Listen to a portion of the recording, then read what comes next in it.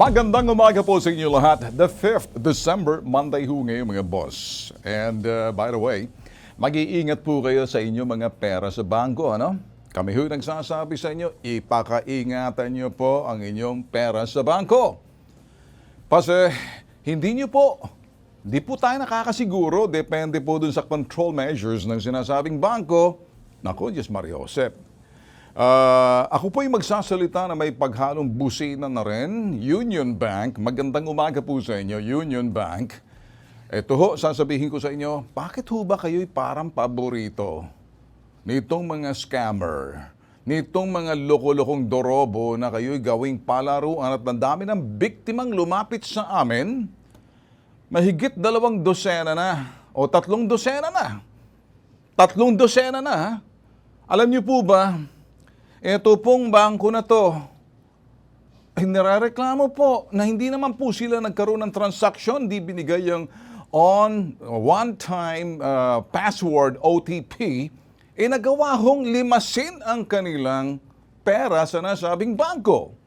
Paano nangyari ho to? Kaya ngayong Pasko, mag-iingat po kayo. Pakaalagaan pong inyo mga pera. Baka naman yung mga pera 13th month or di kayo, mga bonus na yan, retirement ninyo, maternity. Lahat po ng mga pera nandyan. Kami po ay nagsasabit, kumakatok po sa inyo, Union Bank. I think you need something. Patatawag kayo sa Kongreso. Kasama ang Bangko Sentral na inilapit po sa amin sa pambansang sumbungan. Kami po ay straightforward. Hindi po kami anti-business. Hindi po kami tumitira ng mga negosyo. Bagkus nagsasabi lamang kami sa kapakanan ng publiko, sa kapakanan ng mga depositors. Ito ho'y national interest ho to. Ibig sabihin, interesado po dapat malaman po lahat ng mga ito ho'y kahit sino sa atin na ang bangko pa'y pinagkakatiwalaan po natin. Paano na lang? Pag nilapit po natin, pagkatapos wala po silang aksyon. O kayo ba'y nanonood sa amin, Union Bank? Tahimik ba kayo na sasabihin nyo, wala kayong magagawa pag lumapit sa inyo, may nang-complain? Customer din yan. Kapag hindi nyo alagaan ang customer ninyo, iba ang aalaga dyan. Mapapadpad sa amin, mapipilitan kaming kumatok sa inyo mga pintuan, hindi para sirain kayo. Bagkos gisingin kayo. Ayan.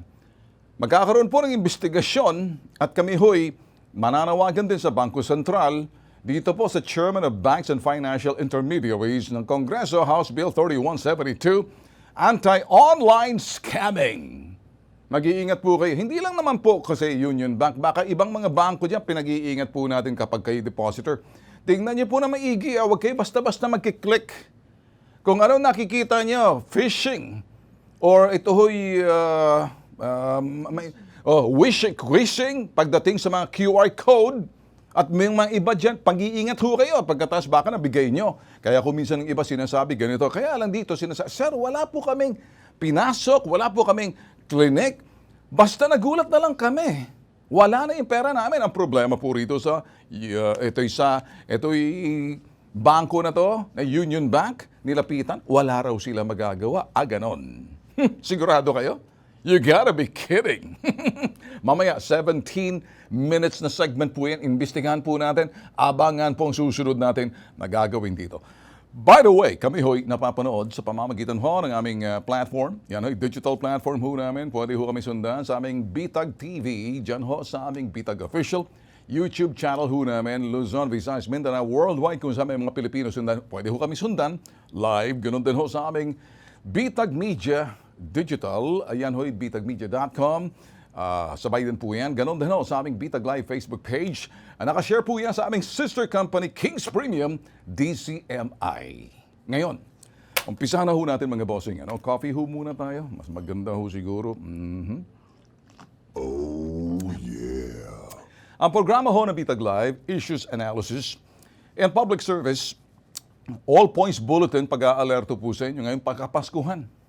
Bantayan niyo po na maigi. Yun ho mga pinag-uusapan po natin dito.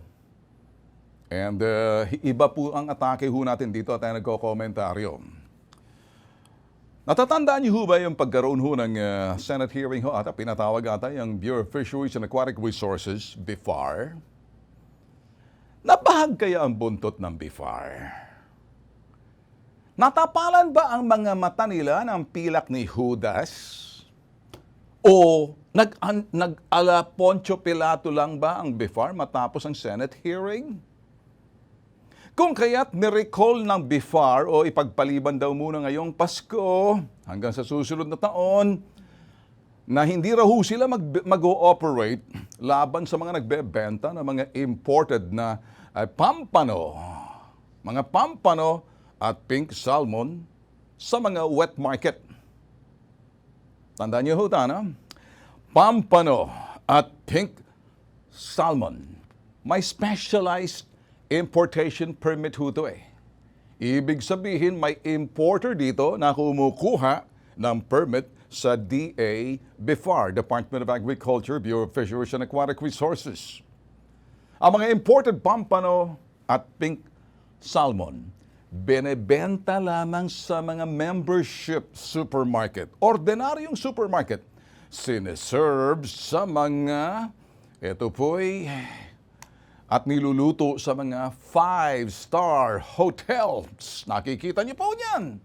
At mga specialized restaurant para sa mga may kaya.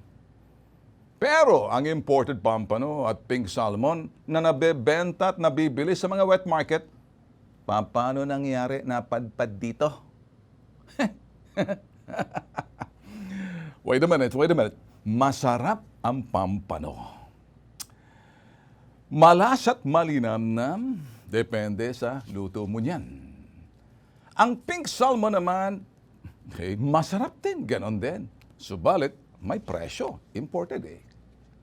Kapag yan ay mura na, baytay ka muna at medyo abot kaya, pabor sa ating mga, simple, kaya lang, baka kasi may magic. Ganon din ang pink salmon kapag grilled, oh yeah. Di naman kaya paglutong bahay na sinabawan po ang pink salmon. Raul. Subalit ang mga isdang ito, wala at hindi makikita. Wala sila sa karagatan ng Pinas at hindi kayang hulihin ng ating mga mangingisda, mga bossing. Kaya nga, imported. Gets nyo mga boss? Uulitin ko mga bossing. Hindi anti-poor ang issue rito, mga bossing.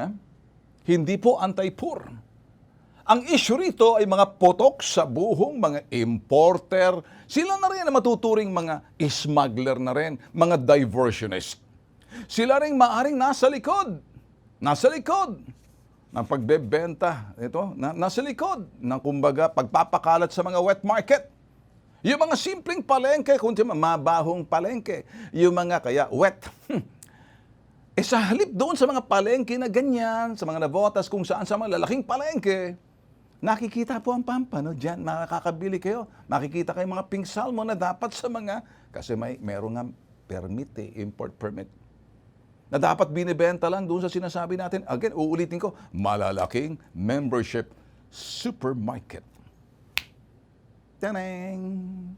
Mga restaurant na mga 5-star hotel na ayan lang. At mga flashy at classy na mga restaurant na pang may kaya lang. Nakita niyo mga bossing? Kaya hindi pa makontento itong mga importer na to, mga putok sa buho to. Akala siguro makakamagic, maloloko ninyo ang Bitag Live, ano? Hindi pa nakontentong itong mga importer na pwede na sabihin smuggler na rin, diversionist na rin. Anong ibig sabihin ng diversion? Sa halip na diretso doon sa membership, ito ang rota nila dito, mula kung saan man pinanggalingan yan, papunta ron sa mga membership supermarket, iiba na divert, papuntang mga palengke. Simple. Yan nakita nyo? Ano sasabihin nyo? Anong masama ngayon na Mr. Bentulfo? Gusto namin kumain, kami mahihirap. Wala pong problema dyan. Lahat po tayo may karapatang tumikim na mga imported, malalas at malinam na mga pampano. Pero, may presyo. Kaya nga imported eh. Kaya nga, lahat tayo may karapatan tumikim ng mga isdang yan. Hindi na natin iisipin kung mahirap o mayaman, katamtaman, or sabihin natin, nasa laylayan ng pantalon, o nasa tuktok ng isang individual na may kayang kumikintab-kintab ang noo. Hindi na po mahalaga yun. Ang mahalaga po rito, etong mga ito, wag nating gawing sangkalan, may karapatan ng mga mahihirap. Sino niloloko nyo? Say what? Sino niloloko nyo? Kaya naman ang bukang bibig natin ngayon, anti-poor, anti-poor, laban sa mga mahihirap. Isinasangkalan ang mga mahihirap dito sa mga isda na to. Ginagawa natin silang, kumbaga, parang dahilan na para bang ipinaglalaban natin ang kanilang karapatan nitong mga mahihirap dahil kapakanan at karapatan daw nila tumikim. Wala pong nagsasabing karapatan kapakanan. Tanong, ay mga isda na yan, kaya nga imported dahil may presyo eh. Kapag gusto mong bumili ng mga Cadillac Suburban o di kaya mga Tahoe, mga malalaking SUV na yan, ini-import yan. Siyempre, may presyo. Kapag hindi, bumili ka ng mga Toyota Fortuner, kung ano-ano dyan, madali lang dito. Madali. Pag imported, iba ang presyo. Pag ang isang bigas in-import mo, ganun din mga boss. So, ngayon, sinasabi lang po natin sa inyo. So, at hoy, dederecho po sa inyo. Ito pong ginagawa po natin, kasalukuyan, sinasabi po natin, naniniwala po kami, na dito po, sa itong ginagawang sangkalan, hindi po kami naniniwala dyan. Dahil ang kumikita po rito, smuggler, importer, diversionist, ang yumayaman. Sa katagalan, kawawa naman ang mga malilit na mangingisda. Salamat sa utak ng mga lobbyist, mga PR, public relations, na mga smuggler, at mga importer, kaya eto, nilalantad natin sa Bitag Live, mga boss. Nakikita niyo ba ngayon? So, salamat naman kayo'y nakikinig po sa amin, nanunood. At nakikita nyo ngayon. At sasabihin ko po sa inyo, kasalukuyan po, medyo nakat po tayo sa IBC, ayun, sa PTV. Kaya biglaan daw ito ho yung coverage, naintindihan po natin yan. Kaya nga po, tuloy-tuloy po tayo sa ating digital streaming na mapapanood nyo po ito. Kung sakali kayo po ay nawala sa TV, sa Facebook page ho, live, or di naman kaya sa aming YouTube TV, Bitag Official, or gano'n. Pakitanggal mo nga yung lintik na channel na yan. Wala naman tayo, bakit ba palalabas? Ayok makita mga mukha niyan. Anyway, so, patay ng TV dahil hindi ako nakikita dyan. Wala tayo dyan ngayon. So, sila nagsasalita dyan. Okay, so, turn it off. Okay, anyway, mga boss, ako'y magsasabi sa inyo, hindi po nakikita itong issue na to. Hindi po nakita sa Senado. Hindi ito napag-usapan sa Senado dahil sa Senado po kasi kapakanan ni Juan de la Cruz ang pinangangalagaan, natural. Kaya nga po sila mga senador. Kaya lang, tama po sila, mali rin sila. Dahil maaring hindi nakita ng Senado ng husto habang ginigisa, eto pong mga nasa BIFAR na medyo, hindi ko maintindihan, natinag, habang ginigisa, sabay, siguro binanlawan, binanlawan, kinula, kaya may moratorium muna. At hindi po nila mapaliwanag kasi sino po bang makikinabang dito ngayon? Sa nangyaring ito, of course, mahal po natin ang ating mga mahihirap na kababayan na dapat may karapatan po silang tumingkim na sinasabi natin mga pampano at yan pong mga sinasabi natin mga pink salmon. May karapatan po kahit sino. Basta't may pambili ka. Huwag natin gawin sangkalan dahil kung titingnan mo, pampano, katapat niyan, talakitok. Mas masarap pa nga. Di ba, Raul? Raul. Mga salmon na yan. Pwede mo namang hanapan lang dyan. Lapu-lapu nga. Iba sa atin, hirap na ngayon. Kapag kumalat na po yung mga yan sa mga merkado, isa lang pong aking sasabihin po sa inyo. Pag kumalat na po yan sa merkado, ang nangyayari mga boss, ibig sabihin, abay, meron pong nasa likod na parang hindi na nire-respeto yung dami, yung toneladang dapat doon lang sa mga merkado niya, sa mga five-star hotel, o di kaya sa mga membership shopping, o sa mga doon po sa mga supermarkets, doon sa mga restaurant na yan. Specialized. Kung sinasabi po, institutional buyer. Anong institutional? Ang institutional buyer, entity buyer, ibig sabihin mga malalaking korporasyon. May pera sila eh. Korporasyon po nag-aari ng mga hotel. Korporasyon po nagmamayari po ng mga malalaking supermarket. Korporasyon po yan eh. Korporasyon din ang nagmamayari ng mga malalaking restaurant din. Tulad nito. At marami pang iba. Hindi po direct to the market. Ngayon, kung sasabihin po nitong mga nasa Senado, hindi, anti-poor, tama po kayo. Pero teka muna, hindi naman mamamatay ang ating mga kababayan dahil mahal din po yan eh. Anti-poor din ang presyo niyan. Kapag binabaan mo yan, smuggling na yan. O ngayon, nakikinig ba kayo sa Senado?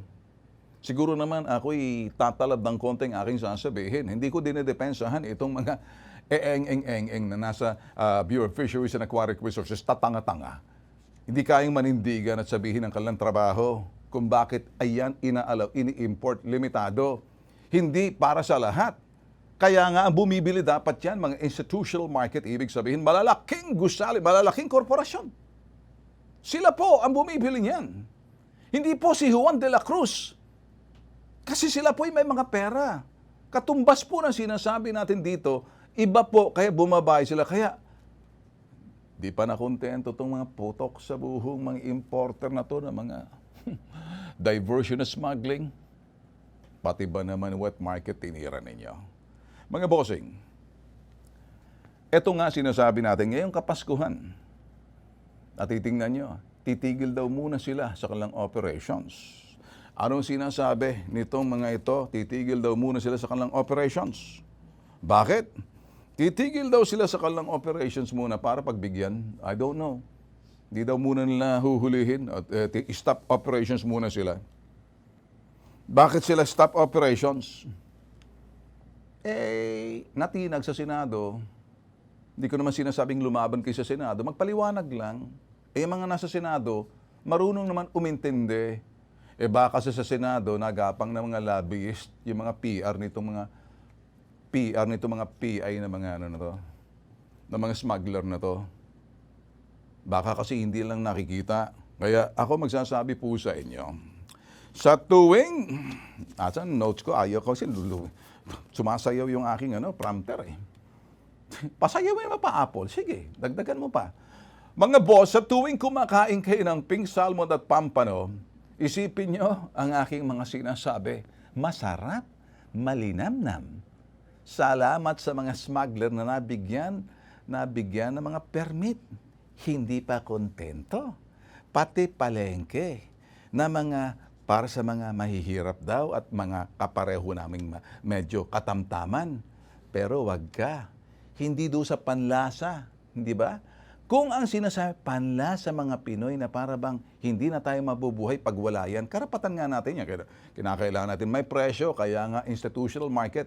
Pero kapag binenta mo na yan sa mga simpleng tao, lahat po tayo, humanda po tayo sa presyo niyan at huwag tayo magrereklamo. Kasi hindi po talaga pangpurian, sa totoo lang, pang-institusyon yan. Masarap, malinamnam. Sa tuwing kakain kayo niyan, tumingala kayo sa langit. Salamat sa Diyos na ako'y nakakain ito. Katas ng smuggling. Katas ng mga smuggler. Sasabihin ng pong may kapal, kumakain ka galing sa nakaw, ipapasok mo sa bibig mo, niluloko ang gobyerno, hindi nagbabayad ng tamang buwis na kalusot, di makontento sa mga institutional market, pati ba naman wet market? Ngayon ikaw, timitingala ka sa langit, ngayong Pasko, pasalamat tayo. Dahil sabay-sabay tayo, we partake the food ng galing doon sa sinasabing mga smuggler. Kasi pinayagan na sila magbenta. Magbenta ng Magbenta nito. Dahil natinag nung sila'y sinasabon-sabon sa Senado, hindi kasi kaya magpaliwanag. Sus Mariosep naman to, naman. Ngayon, alam nyo na mga boss. Ngayon, alam nyo na. Sumang-ayon man kayo o hindi, basta't kami sa Bitag Live, nagampanan namin ang aming trabaho magsabi ng katotohanan. Wala po dito yung bolahan. Ang mga bagay na ito na maaring hindi nila nakikita namin sa Bitag Live, lumang issue ito mga bossing. 2008 pa, nung diversion ng mga galunggong. Kaya hindi na bago to. Matapos ang galunggong, Chinese galunggong, ini-import mas mura. Pinapatay mga simpleng mangingisdang galunggong. Ngayon, kawawa naman yung mangingisda ng mga talakitok, pinapatay ng pampano. At mga salmon, kawawa mangingisda ng mga katapat lang yan, lapu-lapo. Oh, everybody happy ngayong Pasko. Abangan! Okay, nagbabalik po ang Bitag Live. By the way, kung kayo'y nanonood ho sa amin sa television, wala po tayo ngayon. Biglaan daw po, sabi nila, dahil may event na pabahay ata. Anyway, tayo po'y magsasabi sa inyo na maaring hindi nyo napanood to last week. Pero ngayon, segment na po ito. Pagmasdan niyo po ito, kung kayo po'y may mga kaanak na lalo-lalo may pera sa bangko, bantayan niyo po. Kung kayo may mga deposit sa bangko, lalo-lalo na kung ngayon deposit lang kayo, silipin niyo po, tingnan niyo na maigi. Lalo-lalo na ngayon, digital. Pag digitization po ngayon, digital banking, ito po yung kuminsan nakakatakot dito eh. Kaya kuminsan maganda pa rin yung traditional banking, hindi ka malolokot. Makikita mo rin. Pero sa ngayon, sus Mariosep, ang daming dorobo. Kaya dito, mag-iingat na yung mga sinasabi ho natin, mga anti-crime group po namin. Siguro mga cybercrime na mga law enforcers, mag-iingat, magbibigay ng mga advice. Pero hindi po sa cybercrime group, Bagkos doon sa mga bangko, dapat pagtibay ng batas, obligahin ng mga bangko kapag sila'y nagpabayat, sasabihin, wala kaming magawa dyan. Anong klaseng bangko kayo wala? Di magsara na kayo, mapotok sa buhong pendeho kayo. Ito pong storya, mas maganda. Sige, kung sakaling napapanood nyo ngayon to, i-share nyo po sa iba to. Para nang sa ganun kumalat at medyo maintindihan nyo ba, makayuhoy, mapangalagaan ang karapatan ninyo. Ito, panoorin. Naka-receive na lang ako ng message from Union Bank. Nag-transfer daw ako ng amount to a GCash account. Wala na yung payroll na natanggap ko. Meron ka bang QR code na napasok? Upon pulling out ng account ko from their system, ang sinabi lang sa akin, wala po kaming magagawa dito. Wala kaming access. Pag hindi nila inasikaso yan, wala silang mga safeguard, immediately kailangan ibalik na yung pera doon sa biktima. Kikita ko naman yung sinasabing safety measures gusto mo mangyari at mapangalagaan. Hindi lang yung mga depositor, pati yung bangko kasi biktima rin dito ang bangko. Sa reklamo pong ito, kami po'y magsasabi, mag-ingat sa pera nyo sa bangko. Maraming pamamaraan na baka medyo pagtingin mo na lang, limas na ang iyong bangko. Lahat na iyong deposito, kinuha na nila. Ganyan po nangyari dito sa account ng executive na si Micah. Nalimas daw ang kanyang sahod na nakadeposito sa kanyang bank account. Agad siyang pumunta sa Union Bank sa Imus, Cavite branch upang personal na i-report ang insidente. Subalit, sagot po daw ng bangko, hindi siya matutulungan. Say what? Sus Mariosep na to. Dapat maimbestigahan to. Buong detalye ng sumbong. Panoorin.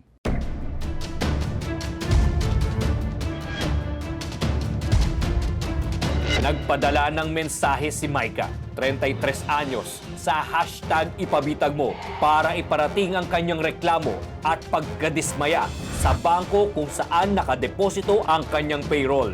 Kwento ni Micah, sa isang iglap, nasimot daw ang may higit 20,000 piso na laman ng kanyang bank account sa naturang bangko. November 15, at 10:57 p.m., nagkaroon daw ako ng transaction with the amount of 23,000 na na-transfer to a GCash account. So I only found out na nagkaroon ng ganun transfer of funds was November 16, the next day. Since during that time of transaction, I wasn't even holding my phone dahil natutulog na ako that time. Nang umagang yon, agad dumiretso si Micah sa bangko upang i-report ang insidente. Pero wala daw siyang natanggap na kahit anong tulong mula sa management ng bangko. Sabi ko, can someone please assist me? Kasi nawala yung pera ko sa account ko, na-hack siya. So, ang sagot lang sa akin ng babae was, talaga? Doon niya sa new account. Panawagan ni Micah, matulungan siya ng bitag na mapukaw ang atensyon ng bangkong inirereklamo. Ganito rin ang sinapit ni Melody sa kaparehas na bangko. Nawala rin na parang bula ang mahigit na kalahating milyong pisong naipon niya sa kanyang Union Bank account. November 22 po na natuklasan ko po na nasimot lahat ng pera ko sa bangko. Gaya kay Micah, wala ring nakuhang maayos na sagot ang ginang mula sa nasabing bangko. Panawagan nila, matulungan sila ng bitag na mapukaw ang atensyon ng inirereklamong bangko. Sana po makahingi po ako ng tulong sa problema kong ito na sobrang nakaka-stress po talaga na po yung pangyayari sa akin sa Union Bank. Day by day, hindi na namin napapansin na, dumadami. Biglang naging 14 na kami, pare-pareho kami ng situation. Since wala namang ginagawa ang Union Bank, so this is the only way na naisip namin at nakikita namin na pwede kaming matulungan.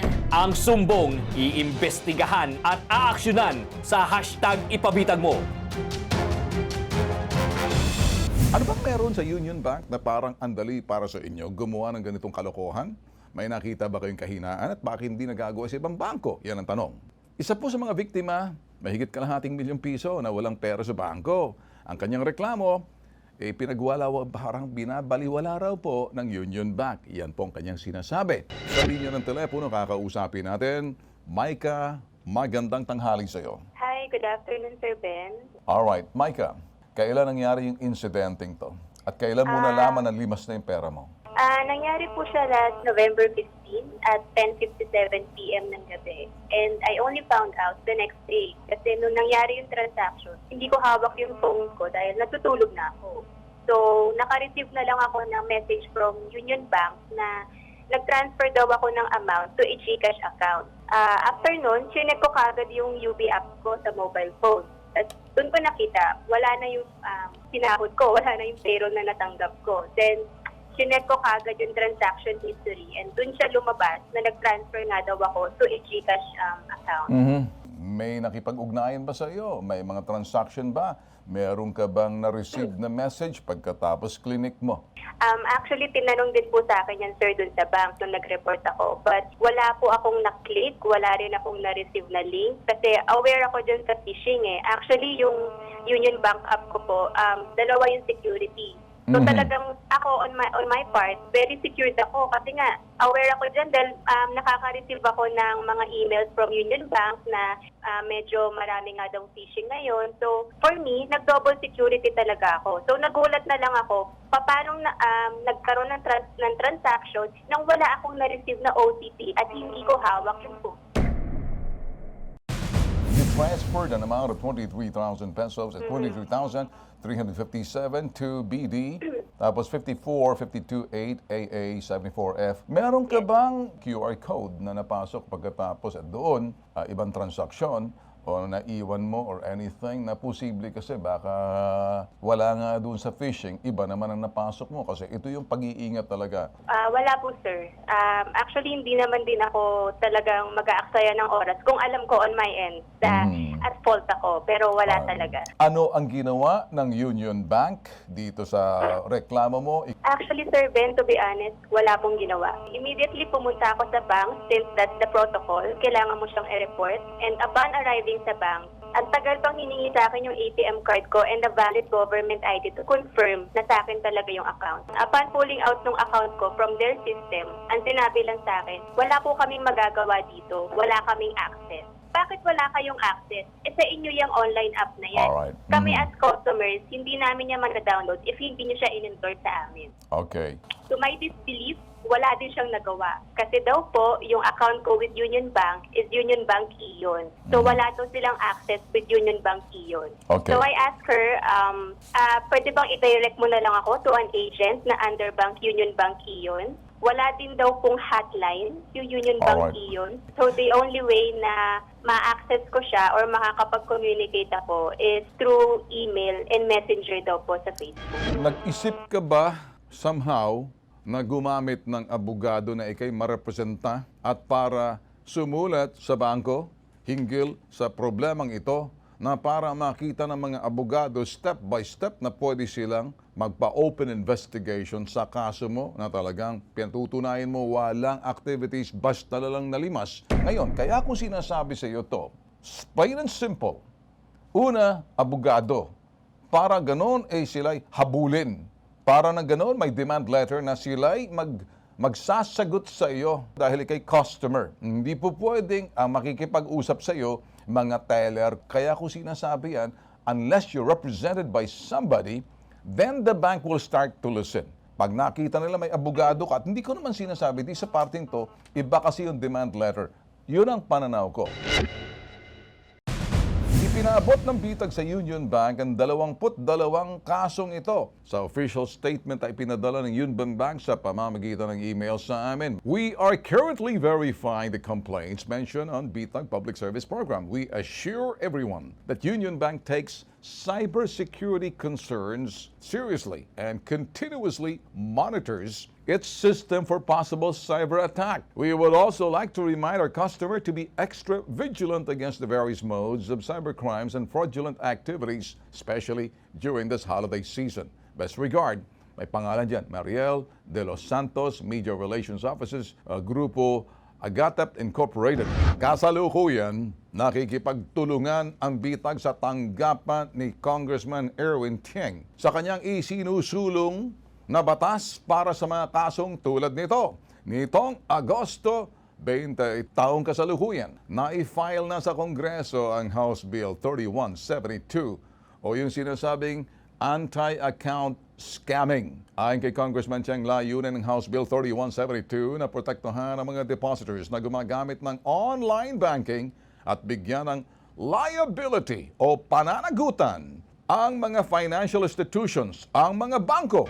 Congressman Erwin Tieng, 5th District, Manila. Magandang tanghali sa iyo, Congressman. Magandang tanghali, Ben. Okay. Congressman, siguro naman napapakinggan mo. Ano sa palagay ninyo ang nangyari dito kay pobreng kay Micah? What do you think? Layunin naman ng House Bill 3172 ay protektahan ang ating mga consumer.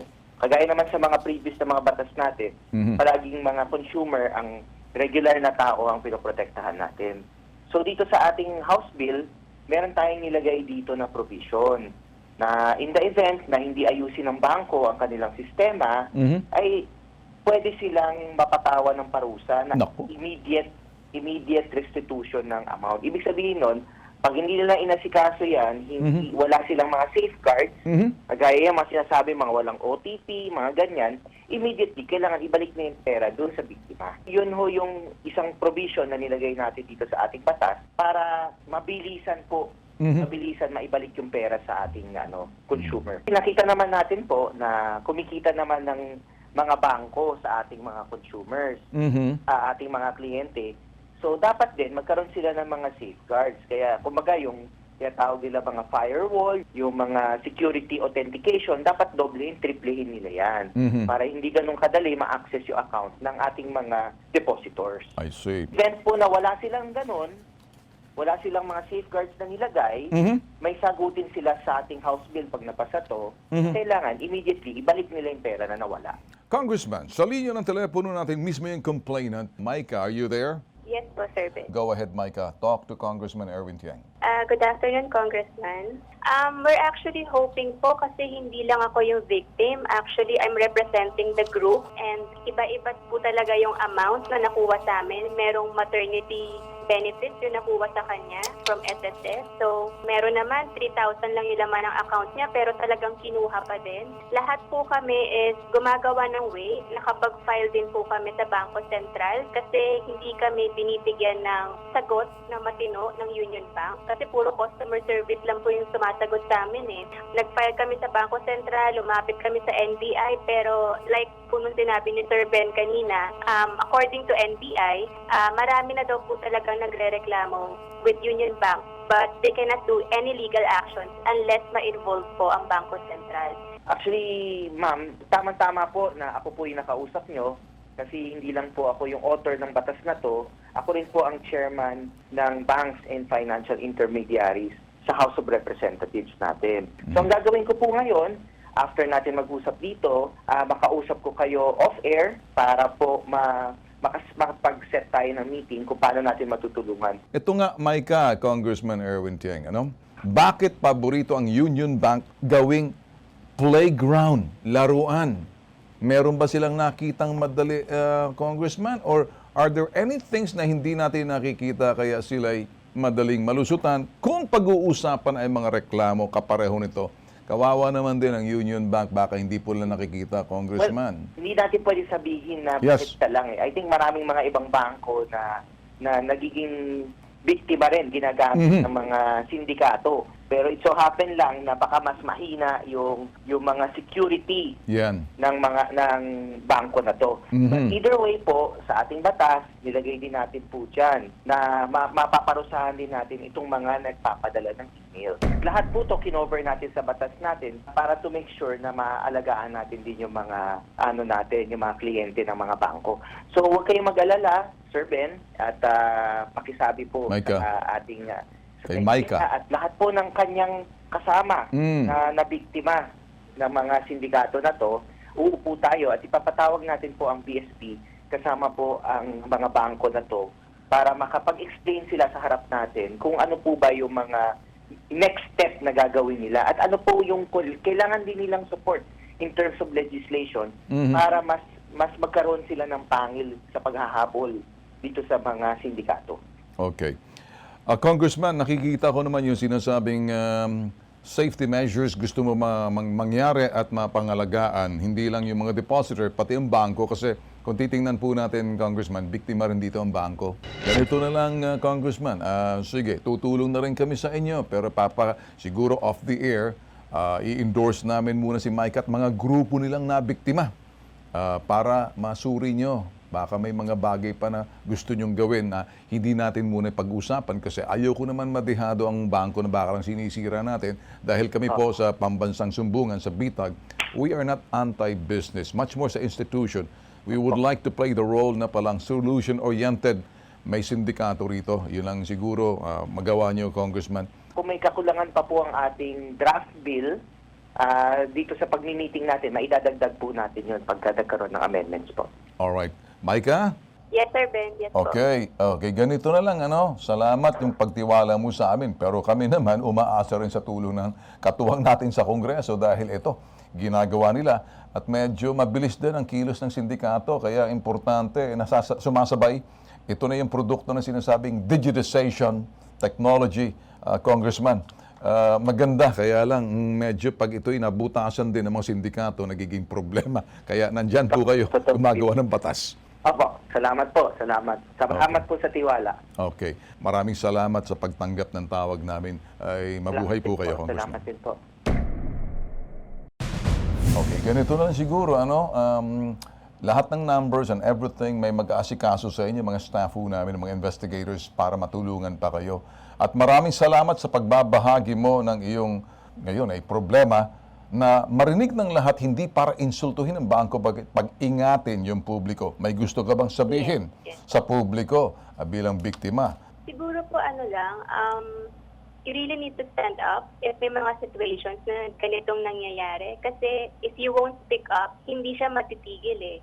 Kailangan talagang may gumawa ng way para din ma-call out yung any companies na involved dito.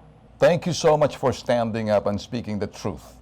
Thank you also, sir. Okay, and I expect na makakatulong sa inyo. Good luck po. Pero lahat ng pag-iingat, alam na ngayon dahil nagsalita ka na. I'm sure napapatawag yan sila sa Kongreso. Okay? Ingat ka lang sa sir, susunod. Yes, sir. Thank Alright. you, sir. Abangan! Hashtag ipabitag mo.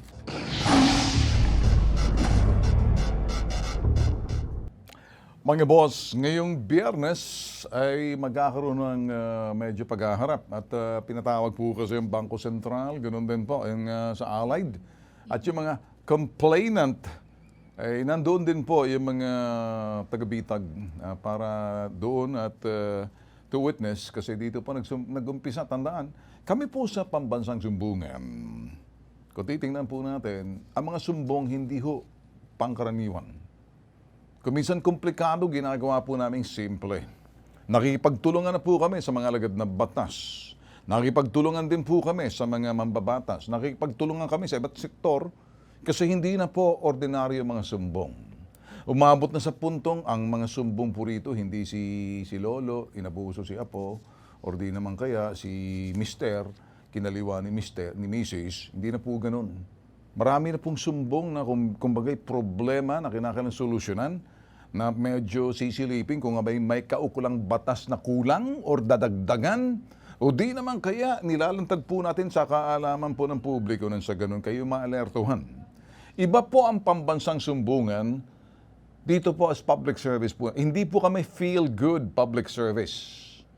Ang aming pong public service mga boss ay talagay ito'y investigative, informative, at solution-oriented. Yung iba naman talaga, kung minsan simpleng tao, mga totoong tao, kasama po yan sinusumbong na kung minsan ka lang panluloko, ginagawa po nating palabas din, sinusolusyonan gaano man kasimple. O di naman kaya, simpleng sumbong, komplikadong sumbong, lahat po yan nandito na po sa atin. Isang bagay lang po, hindi po kami entertainment. Kung titingnan ho natin mga boss, no? Ako'y medyo magbibigay lang po ng, FYI sa inyo. 79 formulation po to, fruit, vegetables, and herb. Ano pong meron dito? Isa po rito yung sinasabing ampalaya. Pero dito po, sinasabi po natin ampalaya. Nasa pait ang bisa. Pero dito po nagawa na wala pong pait to. Ang bisa ng ampalaya nandito rin. Isa sa mga 79 formulation. Ang bisa ng pait. Na tinanggal yung pait pero yung bisa ng ampalaya nandito pa rin. Paano nangyari yon? Kaya nga po, King's Premium para sa mga pihikan. Pero abangan po yung pagdating po ng classic original, nasa pait ang bisa. Ngayon pa lang po nagsasabi na po kami sa inyo. Ito po kasi marami naghahanap. Una sa lahat, ay eksklusibo po ito, ano? At makikita niyo na po ito sa mga malalaking korporasyon na kung saan may hawak po ay Mercury at yung iba naman, yung mga kilala, mga drugstores sa buong Pinas. Nasa Dyna Drugs. At iba naman, ayan pong Lazada at Shopee. Hindi basta Lazada, Shopee. Laz Mall and sinasabi po natin, Shopee Mall. And then, dyan po yung Dragon Ball 8. Pareho lang yan. Dragon Ball o Bell. Basta hindi ganon. Dragon Ball 8. Dragon Ball 8. Pero kung Dragon Ball Z, mas mabisa yun. Sa Dragon Ball, ito po yun. 8 Corporation. And then yung pong mga, sa Dragon Ball, ito ay Bell 8.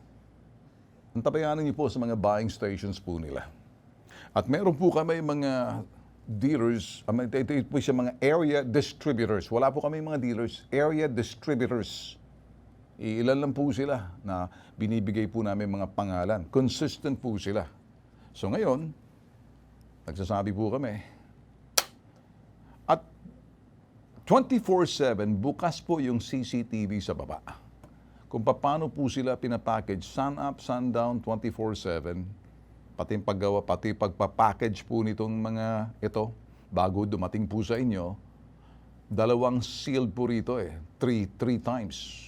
Binabubble wrap, ibang beses, pati po yung karton, kaya hindi po pwedeng singitan. Nakikita po lahat ng mga orders na lumalabas sa computer, pinaprocess po yan, makikita sa processing center. Kaya hindi siya sinasabing lulusutan, hindi po pwedeng mangyari. So wala na po kaming oras mga bossing. Kami napapasalamat po sa inyong pagtutok po sa amin. Ay, by the way, mamaya. Tandaan, 10 o'clock hanggang 12. Yan po yung aming bagong schedule po. Binago po natin yan para pagbigyan yung pong mga iba. Na sinasabi po nila, magusto nila na mapanood kasi pagdating ng alas 11, alauna, may mga, kaya ginawa po natin 10 to 12 ang ating pambansang sumbungan. See you later. And after 1 hour, adios.